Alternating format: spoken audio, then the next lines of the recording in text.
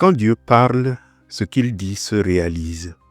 Au commencement, dans la Genèse, il dit que la lumière soit et ce fut lumière. Il dit que les oiseaux soient et les oiseaux furent dans leur diversité, colorant le ciel de leur vol rythmé sur fond de soleil couchant. C'est le propre d'une parole efficace qui réalise ce qu'elle dit. Efficace, immédiate, irrésistible, la parole de Dieu modèle alors le réel comme un sculpteur l'argile.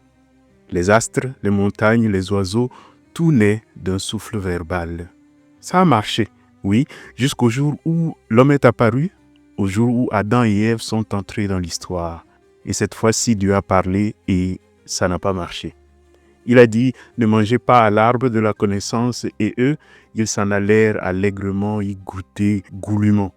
Le livre de la Genèse, le premier livre de la Bible, commence ainsi par la confrontation de l'efficacité de la parole de Dieu à la capacité d'écoute et d'obéissance de l'homme. Le drame est là, la parole qui créa les galaxies échoue face à un fruit mangé en secret. Et après ce péché originel, l'histoire humaine devient un enchaînement de refus retentissants.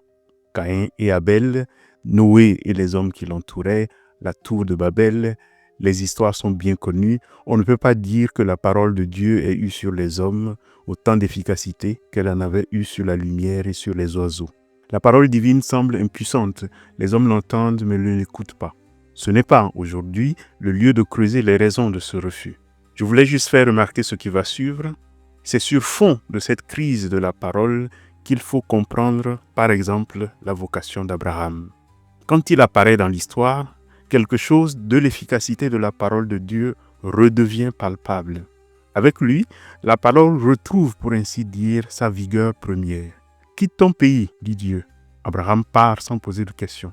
« Offre-moi ton fils, ordonne-t-il. » Abraham lève le couteau. Sa foi est une obéissance créatrice. En lui, la parole opère comme au jour de la Genèse. Si Abraham avait été à la place d'Adam, on peut rêver, le jardin d'Éden serait resté ouvert, mais bon, on ne refait pas l'histoire.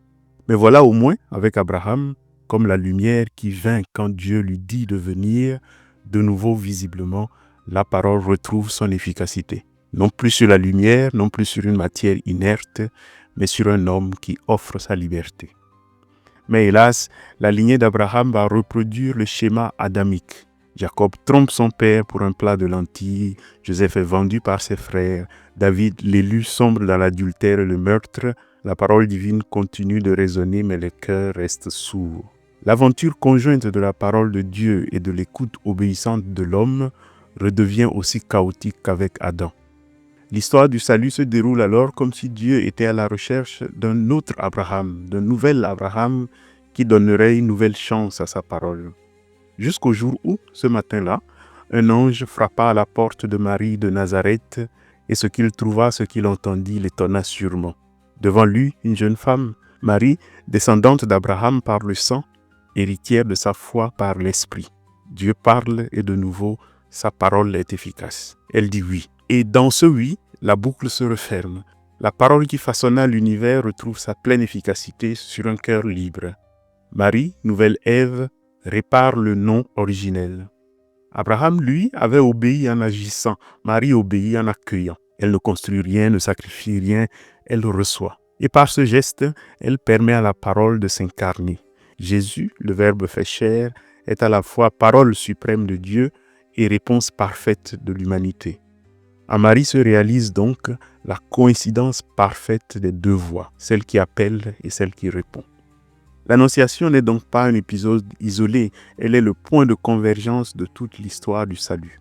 Comme en Genèse, Dieu parle, mais cette fois sa parole devient chair.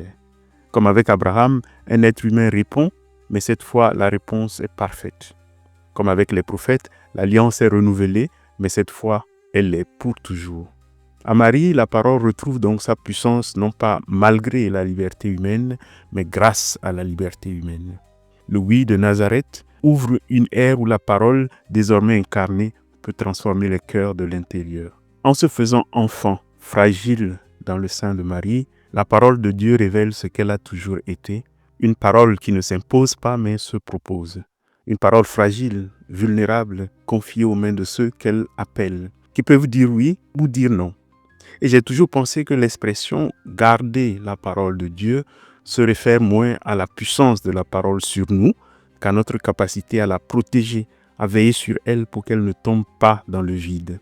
Garder la parole dès lors, c'est la protéger, comme on abrite une flamme au creux de ses mains pour qu'elle ne s'éteigne pas. C'est la veiller comme une mère veille l'enfant qu'elle porte, consciente du trésor qu'elle porte.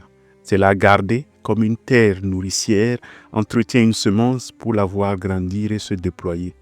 Marie, en disant oui, a offert à la parole de Dieu un refuge où grandir, un silence où résonner, une chair où s'incarner.